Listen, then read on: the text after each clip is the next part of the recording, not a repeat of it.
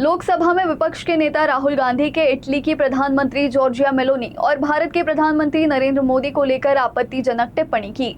इस पर राजस्व मंत्री चंद्रशेखर बावनकुले ने राहुल गांधी की जमकर आलोचना की। बावनकुले ने कहा कि राहुल गांधी ने एक महिला राष्ट्रीय अध्यक्ष का अपमान किया, ये बहुत निंदनीय है। गांधी पर तीखा हमला करते हुए भाजपा नेता ने कहा कि राहुल गांधी में अभी तक संस्कृति नहीं है।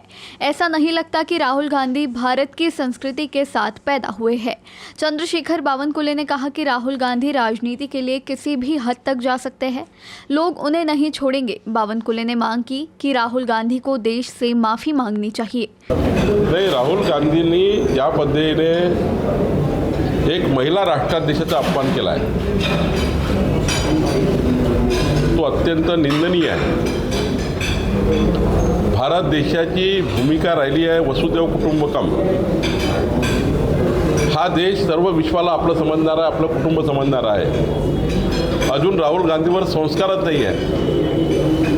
भारत देशाचे संस्कार घेऊन राहुल गांधी जन्मलेच नाही असं दिसत आहे। आपले संस्कार विसरले आहे।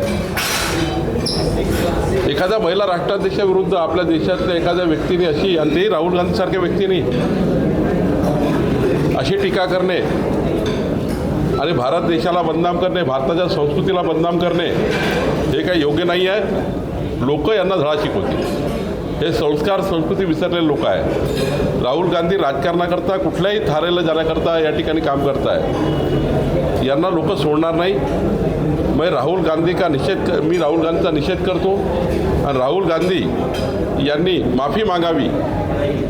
राहुल गांधी यांनी माफी मागितली पाहिजे। पंतप्रधान मोदींची आणि खऱ्या अर्थाने या देशाची माफी मागितली